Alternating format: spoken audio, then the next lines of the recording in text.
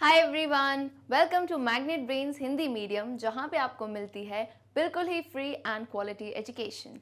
This is your English educator Palak Rakhiyani. इस session में हम बात करेंगे class 10th English Bihar board का चैप्टर नंबर 6 टू हॉराइजन्स की एक्सरसाइजेस की। ये जो है हमारी पैनोरमा पार्ट 2 रीडर बुक है। रीडर बुक में इस लेसन का एक्सप्लेनेशन प्रीवियस वीडियो में हम ऑलरेडी देख चुके हैं। सो अगर मिस हो गया हो कुछ, डोंट वरी, डिस्क्रिप्शन में दी गई लिंक से आप उस पूरे सेशन को देखिए, एक्सप्लेनेशन समझिए कि कहानी क्या है, and then come to this video in which we are going to discuss some important questions जो कि आपके एग्जाम में पूछे जा सकते हैं। सो वीडियो के बिल्कुल एंड तक बने रहना ताकि आपके सारे डाउट्स जो हैं क्रिस्टल क्लियर हो जाएं। बिफोर वी मूव ऑन, जल्दी से एक बहुत ही इंपॉर्टेंट इन्फॉर्मेशन दे देती हूँ कि 8th से लेकर 12th क्लास तक आपको मिलते हैं हमारे चैनल पे सभी सब्जेक्ट के डिटेल्ड नोट्स, जिनसे आपको बहुत ही ज़्यादा मदद मिल सकती है। तो इन नोट्स को भी आप परचेज कर सकते हैं डिस्क्रिप्शन में दी गई लिंक से। Let's move on and come to these questions जो कि आपकी बुक में भी दिए गए हैं। अब रीडर बुक में क्या होता है, लेसन्स थोड़ी लंबी कहानियाँ होती हैं। सो फटाफट से एक क्विक सा जो है अपन रिकैप कर लेते हैं उस स्टोरी का, उस समरी का। सो बेसिकली हमें पता है टू हॉराइजन्स एक मदर और डॉटर के रिश्ते की कहानी है कि नहीं भाई। सो टू हॉराइजन, सबसे पहले तो हमें क्या याद करना है, ऑथर।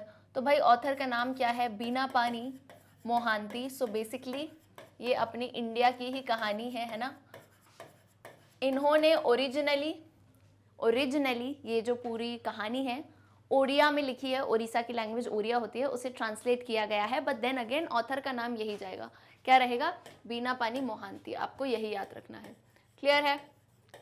अब again when we talk about two horizon, तो हॉराइजन अगर मैं किसी से पूछूं तो हॉराइजन का तो मतलब होता है एक ऐसी लाइन जहां धरती और आकाश मिलते हैं, है ना। ऐसी जो दिखती है लाइन जहां पे जो हमारा स्काई है और जो लैंड है वो एक जगह मिल रहा है, ऐसी एक लाइन होती है, वो हॉराइजन है। अब यहाँ हॉराइजन से क्या मतलब है मैं आपको बताती हूँ फटाफट से। ये जो स्टोरी है, अब अगेन एक डॉटर जो है, एक डॉटर जो मैरिड है, मतलब शादी करके जाती है अपने इन लॉज के घर, एंड कैसे उसको जो है वहाँ पे बहुत सारी प्रॉब्लम्स फेस करनी पड़ती हैं, अप्स एंड डाउन्स हैं, और कहीं ना कहीं इन सब कामों में उसकी खुद की इच्छाएं, डिजायर्स मिटती जा रही हैं। So when we talk about की स्टोरी किस पे फोकस करती है, तो हम कह सकते हैं it is about the status और the condition of Indian women. ठीक है, बेसिकली इंडिया में कैसे जो है मैरिज के बाद all the work and all the responsibilities are solely on the women, and how they are unable to fulfil their own desires and their own lifestyle. तो इस पे बेस्ड कहानी है। तो जब हम बिगिन करते थे हमें पता है कि एक जो है लेटर जो है कौन पहले लिखता है, दो लेटर्स होते हैं इसमें। सबसे पहले तो जो लेटर है वो डॉटर लिखती है, बेटी लिखती है अपनी माँ को, ठीक है, डॉटर टू माँ, MA माँ करके उसने जो है लेटर में बोला है। एंड देन जो बेटा पहला लेटर तो ये हो गया, दूसरा लेटर जो है रिस्पॉन्स में एज अ रिप्लाई जो है माँ लिखती है अपनी बेटी को कुछ सीख देते हुए कि कैसे जो है वो आगे बढ़ सकती है।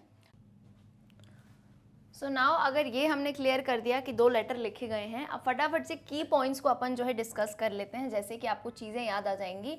तो पहले की पॉइंट में क्या हम बोल सकते हैं, एक आपको पूरा समराइज करना है, ठीक है, if it's like a summary. So daughter क्या बताती है, डॉटर टेल्स, अभी हम डॉटर के लेटर की बात करते हैं ना। डॉटर अपन एक काम करते हैं, हेडिंग में डाल देते हैं डॉटर्स लेटर, तो यानी ये वो खत है जो डॉटर ने लिखा था, ठीक। सो डॉटर्स लेटर्स में हम क्या डालेंगे कि जो भी बातें उसने बताई थी, ठीक है, कि I am feeling weary, weary का मतलब होता है थकान हो गई, वियरी, फटीग, है ना, यानी mental suffering, weary fatigue in her in laws.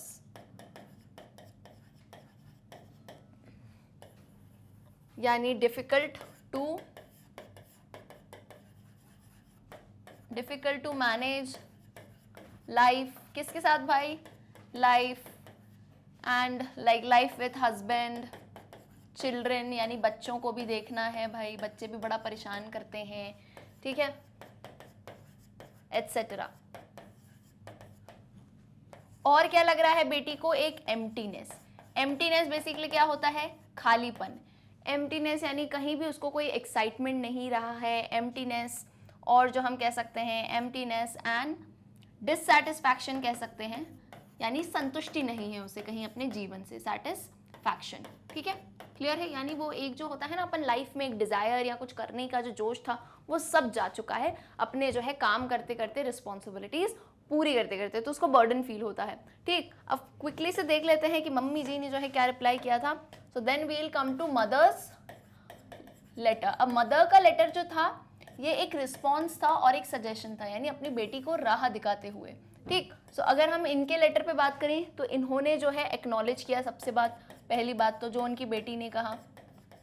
Then दूसरी बात इन्होंने क्या की, shared her own life problems.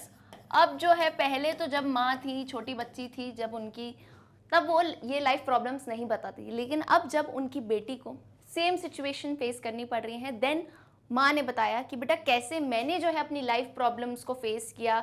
बहुत सारे उन्होंने किस्से बताए कि एक बार जब मैंने तुम्हारे पापा से कोई कंप्लेन करना चाहिए किसी बात की तो उन्होंने भी जो है बिल्कुल उस चीज़ को नहीं ध्यान दिया, और सासू माँ यानी जो दादी माँ है उसकी भाई, उससे भी कहीं ना कहीं। तो ये सारी चीज़ें जो हैं, इससे क्या सीख उन्हें मिली कि you are your own saviour, यानी आप ही हो खुद जो खुद को बचा सकते हो। हम हमेशा सोचते हैं लाइफ में कि कोई दूसरा हमें खुश रखेगा, दूसरे से सेटिस्फैक्शन मिलेगा, इस उम्मीद से ना और दुख होता है जीवन में। तो यानी you are your own saviour, आप अपने खुद के अंदर की लाइट को जगाओ, आप जो है सरेंडर एवरीथिंग टू गॉड। तो क्या होगा, जीवन में परेशानियां तो आएंगी, बट लेकिन होता है ना जैसे बारिश होती है, अगर हमने छाता खोल दिया तो हम पे बारिश नहीं आएगी। Similarly if problems comes then जो है आप अपने आप को सरेंडर कर दो तो वो आपको छुएगी नहीं। एंड सेम चीज़ जो है उसकी मदर ने उसको समझाई है क्लियरली कि फाइंड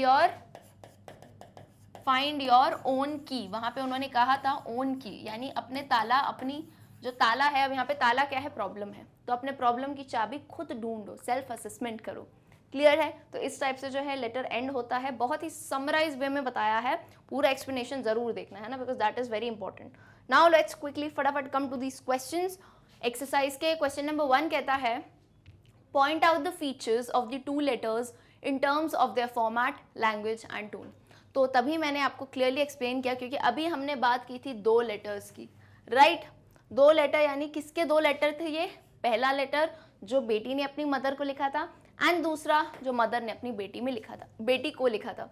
सो बेसिकली यहाँ पे पूछ रहे हैं कि दोनों लेटर का फॉर्मेट, लैंग्वेज और टोन के क्या क्या फीचर्स हैं वो बताइए। So the features of the 2 letters are simple exchange of love and affection between a mother and an educated middle class daughter.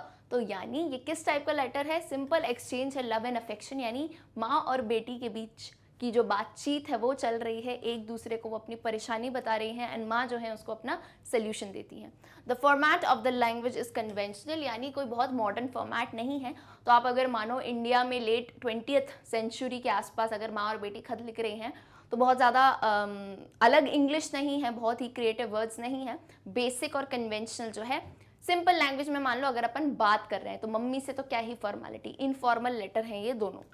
The language is simple but the tone of the daughter is reactionary whereas the mother's tone of language is suggestive। अब tone हमें आवाज तो सुना ही नहीं दे रही, लेकिन the way of words in the letter, यानी letter में जिस तरह के शब्दों का इस्तेमाल किया गया है उसे हम यहाँ टोन कह रहे हैं।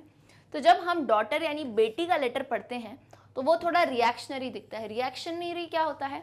किसी भी चीज़ का रिएक्शन होता है, जैसे अपनी जीवन की परेशानियों से वो बहुत ही घिर चुकी है तो एज अ रिएक्शन वो लेटर लिख रही है कि हर जगह जो है वो क्वेश्चन पूछ रही है, अगर आपने देखा हो तो, कि माँ ऐसा क्यों है, मैं आपके जैसी जो है संतुष्ट क्यों नहीं हूँ, ऐसा क्यों नहीं बन पा रही, so on and so forth. But on the other hand whereas the mother's tone of language is suggestive. Suggestive का मतलब क्या होता है? सलाह देना। तो बेसिकली उनकी बेटी ने उनसे प्रश्न पूछे थे एंड इन रिस्पॉन्स वो अपनी बेटी को जो है जीवन जीने की सही तरीके से, द आर्ट ऑफ लिविंग की सलाह दे रही थी, राइट? सो आप जो है आंसर्स को बहुत कॉम्प्लिकेटेड मत किया करो, keep it very simple and accurate. So this is the answer and if you want you can quickly take a screenshot of it. Done. Moving on to question number 2। It was only your existence inside me that made me laugh on. Why does the daughter say so?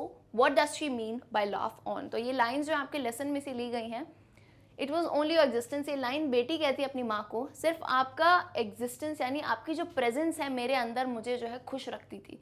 तो ऐसा daughter ने क्यों कहा, and what does she mean by laugh on. So the daughter has got an adverse situation in her in laws house. Adverse यानी उल्टी कहानी है थोड़ी, मतलब जो है सही चीज़ें नहीं चल रही हैं उनके घर में। Any how she entertains her self recalling in her memory the simple teaching and nature of her own mother. लेकिन वो खुद को जो है खुश रखती हैं अपनी मम्मी की जो है यादों से और उनकी बातों से। The daughter has been feeling weary and reminisces about her time spent with her mother. Weary का मतलब होता है टायर्ड, वो बहुत ही थकी हुई महसूस कर रही हैं अपने जीवन से, और रेमिनेंसेस यानी याद कर रही हैं वो अपनी माँ के साथ जो बिताए हुए पल हैं, उनकी टीचिंग्स हैं, वो सब याद कर रही हैं। These memories give her encouragement to move on further in life। और यही वो यादें हैं, बोलते हैं ना एक ड्राइविंग फोर्स होता है कि हाँ भाई यही वो चीज़ें हैं जो उसको आगे बढ़ने की प्रेरणा दे रही हैं। नाउ वर्ड लाफ ऑन क्यों यूज़ किया गया है मैं बताती हूँ। The word laugh on represents a sarcastic tone that she uses to refer to the fact that her good and old memories are her driving forces now। तो laugh on का मतलब ये है, वो बताना चाह रही हैं कि उसकी जो पुरानी यादें हैं, होता है ना कभी कभी हम भी जो है बचपन की यादें याद करके जो है थोड़ा खुश हो जाते हैं कि हाँ यार, कभी आपने किसी छोटे बच्चे को देख लिया हो है ना, खेल रहे हो बाहर बिल्कुल, तो आपको भी यादें याद आती हैं, then you get a bit happy, आप वो चीज़ें याद करके ही खुश रहते हो। तो सिमिलरली यहाँ पे डॉटर कहती है लाफ ऑन मतलब एक ऐसा टोन है, ऐसा फैक्ट है कि अब जो है पुरानी यादें ही उसके जीवन जीने का, आगे जीवन जीने का एक ड्राइविंग फोर्स है। Okay, so this was the answer. Moving on to question number 3। Comment on the bond between the mother and her daughter. तो यानी जो लेसन हमने पढ़ा है टू हराइजन्स, उसको अगर हम समझे, दोनों जो हमने लेटर्स देखे हैं, तो इसमें मदर और डॉटर का किस तरह का बॉन्ड आपको दिखाई देता है। सो set in an Indian house hold, ऐसे हमने आंसर स्टार्ट किया है। Set in an Indian house hold यानी ये कहानी किस पे बेस्ड है, हिंदुस्तान की किसी एक घर की कहानी है। Even if both the women have lot to face in their respective lives, they share a common sense of accomplishment of womanhood in their lives and share a dear and affectionate bond। तो एक Indian house hold में ये कहानी set है, और भले ही दोनों जो वुमेन हैं उनको अपने जीवन में बहुत सारी परेशानियां, कठिनाइयां झेलनी पड़े, लेकिन उनके बीच में जो कॉमन चीज़ थी, it was a common sense of accomplishment of womanhood, कि जैसे वो जो है अपना वुमेनहुड को अच्छे से निभा पाई हैं, एंड उनके बीच में जो एक डियर और अफेक्शनेट बॉन्ड है, यानी प्रेम भरा जो बॉन्ड होता है जैसे एक माँ और बेटी का होता है। The daughter shares her feelings to her mother, further stressing on the fact that they have an intimate bond. यानी आपने अगर देखा हो, डॉटर जो है लेटर में अपनी माँ को हर बात बता रही थी, यानी आज जब वो जीवन में बिल्कुल टूट सी गई थी, वो बिल्कुल ही ना परेशानियों से घिर गई थी, तब जो है वो अपनी माँ को लेटर लिखती है। तो एक क्लियरली इस फैक्ट पे स्ट्रेस करता है कि दोनों के बीच में इंटीमेट यानी बहुत ही ज़्यादा क्लोज बॉन्ड है, right. Okay, moving on to question number 4। Nobody can ever tell you that you did not know how to bring up your daughter. What does bring up your daughter imply here? Now again, these are the lines from the lesson जहाँ पे daughter अपनी माँ को कहती हैं कि आपको ऐसा कोई किसी ने उंगली नहीं उठाई होगी कि तुमने अपनी बेटी की परवरिश कैसी करी है। So bring up your daughter is used in ironic sense. The daughter bears on and tolerates every injustice with stoic patience. If there is any complaint against the daughter, her own mother is charged for it. So ये basic सी बात है कि अगर कोई भी बच्चा अच्छे से बिहेव नहीं करता है या कुछ भी उल्टे काम करता है, तो हम यूजुअली क्या कहते हैं कि इसकी परवरिश कैसी होगी, है ना। इसने जो है माँ बाप ने, और बेसिकली ज़्यादातर तो माँ पे ही आता है पूरा फोकस कि कैसे उसको ब्रिंग एंड ब्रॉट अप किया है। तो वैसे ही वो कहती है कि मैंने तो है सारी चीज़ें अपने जो है इन लॉज में पेशेंस से, बिल्कुल धैर्य से सब कुछ सहा है, तो आप पे तो कोई कैसे ही उंगली उठाता होगा। Over here, by this phrase, the daughter tries to imply her upbringing and the moral and value education that was instilled in her mother। तो यानी कहीं ना कहीं वो अपनी मदर की भी तारीफ करी है कि उन्होंने उसमें इतनी अच्छी वैल्यूज़ डाली हैं, है ना, that you should respect your elders, patience से आपको काम लेना चाहिए हर चीज़ का, है ना, हड़बड़ी नहीं करनी चाहिए। At present of all, it is being tested as she has to go through some specific difficulties in her life। And अभी के लिए वो क्यों याद कर रही है इन चीज़ों को, क्योंकि जो उसकी मदर ने उसको सीख दी है कहीं ना कहीं वो टेस्ट हो रहा है, क्योंकि उसके जीवन में इस टाइप की सिचुएशन आ रही हैं, ऐसी डिफिकल्टीज आ रही हैं where she has been tested by all her moral values. Right? So I hope this point is clear. चलिए, moving on to question number 5. Sketch the character of the mother. How far does your mother resemble her? Now this again is question for you. आप इस question का answer अपने हिसाब से भी लिख सकते हैं. Sketch the character. अब स्केच का मतलब ये नहीं है कि तुम जो है स्केचिंग करने लग जाओ, मदर की फोटो बनाओ, नहीं. स्केच द कैरेक्टर यानी इधर पे मदर की कौन सी क्वालिटीज दिखाई गई हैं, ठीक है. एंड देन नेक्स्ट क्वेश्चन कहता है how far does your mother resembles her, यानी और इनकी मदर की जो क्वालिटीज हैं आपकी मदर की क्वालिटी से कितनी मिलती जुलती हैं. सो अगेन सबकी माएँ अलग है भाई, तो ये जो सेकंड वाला आंसर है that you have to make according to you. So here is the answer. The mother is the epitome of calmness, love, affection and patience for her daughter. Now again this is a very good word. सबसे पहले तो इसका pronunciation सीखो. इसे epitome नहीं कहते, इसे epitome कहते हैं. जैसे टमी होता है टमी, सो एपिटमी. एपिटमी का मतलब अगर मैं आपको हिंदी में बताऊं तो जैसे मूर्ति बोलते हैं ना, मूर्ति जैसे प्रेम मूर्त है ना, ऐसे बोला जाता है ना. कृष्ण जी के लिए अगर हम बोले कुछ, तो इस टाइप से किसी भी चीज़ की मूर्ति, किसी भी चीज़ का डिस्क्रिप्शन जो है उसे हम यहाँ पे एपिटमी कहते हैं इंग्लिश में. सो एपिटमी यानी मदर क्या होती है, किस किस की मूर्ति होती है, कामनेस की, धैर्य की, प्रेम की, अफेक्शन की, है ना, और इवन पेशेंस की. So she wants her daughter to avoid enraging the male family members and not to get on bad terms with them. She has seen the strange behavior of the daughter's father and has been subjected to the same ordeals the daughter is going through. She makes this point in her letter. तो कहीं ना कहीं जो है ये बताती हैं कि भाई तुम जो है अपनी फैमिली में जहाँ भी तुम जा रहे हो वहाँ पे फालतू don't get in bad terms with someone. Try to adjust as much as you can, क्योंकि एडजस्टमेंट से ही जो है शांति बनी रहती है कहीं ना कहीं. And she makes this point in her letter. My mother somewhat resembles her as she also stresses on cooperation, peace and the importance of adjusting as much as it is possible. तो यानी मैंने कहा मेरी mother भी उनको resemble करती हैं, क्योंकि वो भी स्ट्रेस करती है कि कोऑपरेशन करना, एक साथ चलना, कहीं ना कहीं जितना एडजस्ट हो पाए उतना करना काफ़ी ज़रूरी है. Okay, so moving on to question number 6. Next question क्या कहता है? Why is the daughter filled with a sense of weariness and emptiness? Have you ever experienced this like her? तो वो जो बेटी है वो इतना टायर्ड और इतना खालीपन क्यों महसूस कर रही है? And then you need to answer कि आपने भी अपनी लाइफ में ऐसी कोई सेम सिचुएशन देखी है कि नहीं. So let's see the answer. After being married and facing unexpected situation at her in-laws house, the daughter finds her ambitions and dreams jeopardized. Jeopardize basically यहाँ पे मतलब है कि उसके जो सपने हैं, उसकी जो इच्छाएं थी, उसके जो एम्बिशंस थे, वो कहीं ना कहीं कम होते गए या ख़त्म हो गए, है ना. उनकी जो है वो बहुत ही ज़्यादा डाउनफॉल हो गया एंड देन उसकी रिस्पॉन्सिबिलिटीज़ उसके सर पे आ गई. According to her, this is not what she had expected her life to be, and the sudden changes and the fact that she has to adjust with all of it has made her weary and empty. तो यानी देखो कहीं ना कहीं उसने ये expect नहीं किया था एंड जो है पर उसको ये फेस करनी पड़ रही है, तो उसे बहुत ही ज़्यादा जो है अब डर सा लग रहा है, बिल्कुल ही थकान सी लग रही है कि एक मोनोटोनस लाइफ नहीं हो जाती है मैकेनिकल, कि भाई बस काम कर रहे हो for your husband, for your children and everyone. So तभी जो है वो बहुत ही थक जाती है एंड इसलिए जो है वो अपनी मदर को भी लेटर लिखती है. Now in the next line clearly मैंने बता दिया कि फॉर्चुनेटली यानी मतलब खुश नसीब है हम कि I have never had to face anything like this. Alright, coming to question number 7. What did the mother feel after going through her daughter's letter? माँ ने जब अपनी बेटी का लेटर पढ़ा तो उनको जो है कैसी फीलिंग आई, कैसी सिचुएशन में थी वो. So the mother was glad to receive her daughter's letter after a long time. है ना, सबसे पहले तो वो खुश हुई कि उनकी बेटी का इतने टाइम बाद लेटर आया है. And she tried to provide a positive outlook of life to her daughter through the letter. And जो है उन्होंने क्या किया, उन्होंने कोशिश की कि अपनी बेटी को जो है जीवन जीने की एक अच्छा आर्ट सिखाऊं, एक पॉजिटिव आउटलुक सिखाएं, एंड यही जो है उन्होंने अपने लेटर में दिया उन्हें.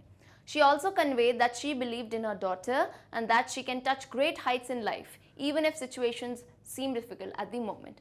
और उन्होंने ये भी बोला कि उनकी बेटी जो है बहुत ही हिम्मत वाली है, उसे जो है बहुत ज़्यादा उन्होंने जो है करेज दिया कि तुम जो है बहुत ही ज़्यादा आगे बढ़ सकते हो, you can touch great Horizons in life. हो सकता है अभी जो है जीवन में सिचुएशन थोड़ी डिफ़िकल्ट हो, लेकिन धीरे धीरे सब ठीक हो जाएगा. Okay, so this was the answer. Moving on to question number 8. How does the mother analyze the situation? Do you agree with her analysis and the solution that she suggests?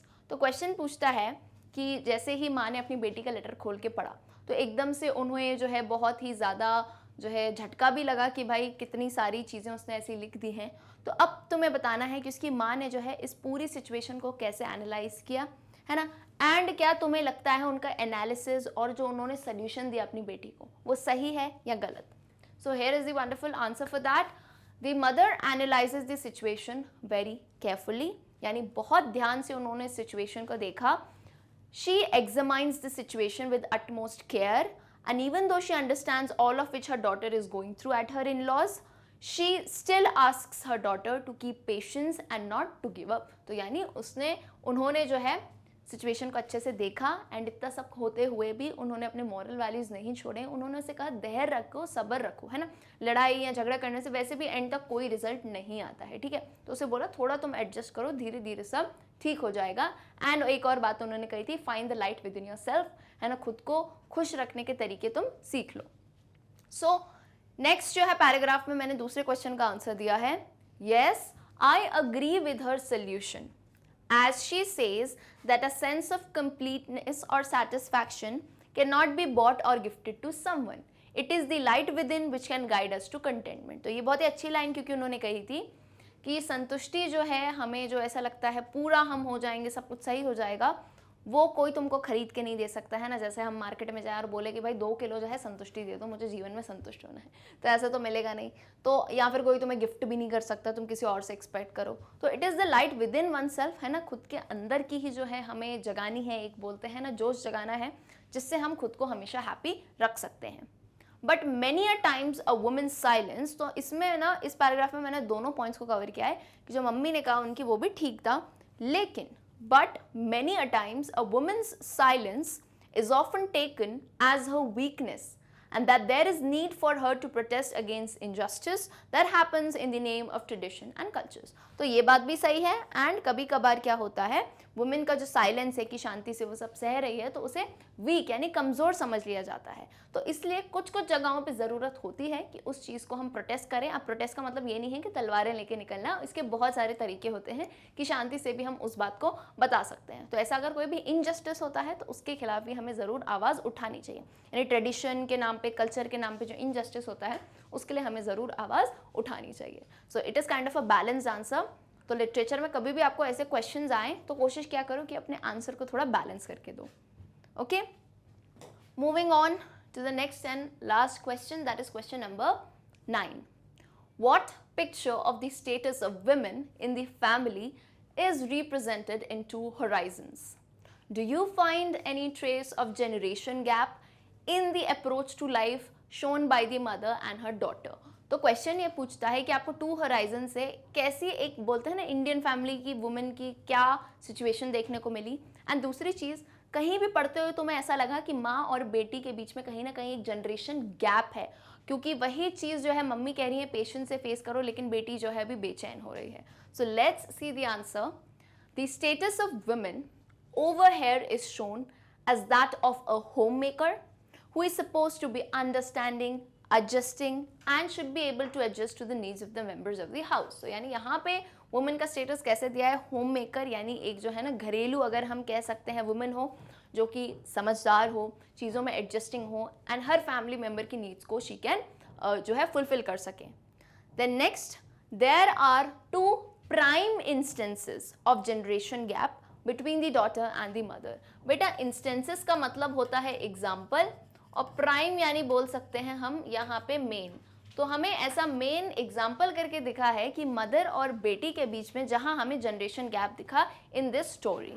So the daughter does not like bondage, यानी हमें ये देख के पढ़ के समझ आ रहा था कि बेटी को वो बंधन नहीं पसंद आ रहा था कि अपने हस्बैंड के लिए, अपने बच्चों के लिए बंध के वो इतनी सारी चीज़ें जो है कर ही जाए।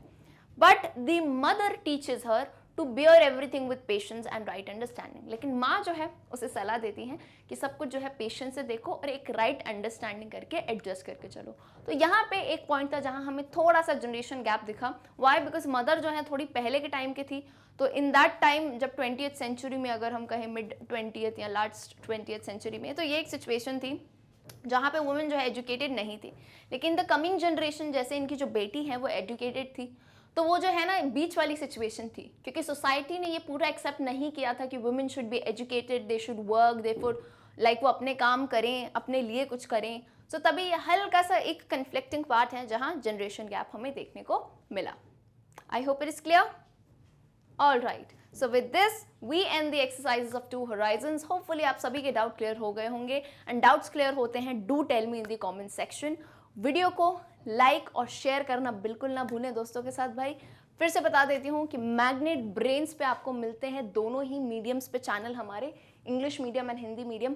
All the education is totally free and with quality content. अब अगर नोट्स भी चाहिए भाई, क्योंकि नोट्स से जो है तैयारी करने में बड़ी आसान हो जाती है, एंड हमारे सभी एक्सपर्ट टीचर्स के द्वारा ही नोट्स बनाए गए हैं। तो आपको कोई भी लिंक चाहिए, चाहे प्लेलिस्ट की लिंक हो, नोट्स की लिंक हो, सभी डिस्क्रिप्शन में दी गई हैं। You can watch it from there. And if you want, आप सभी जो है अपडेट्स लेना चाहते हैं, तो हमारे सोशल मीडिया हैंडल्स भी हैं। इंस्टाग्राम पे आप हमें बिल्कुल फॉलो कर सकते हैं, वहाँ से सारी अपडेट्स ले सकते हैं। See you all in the next session. Till then, good bye.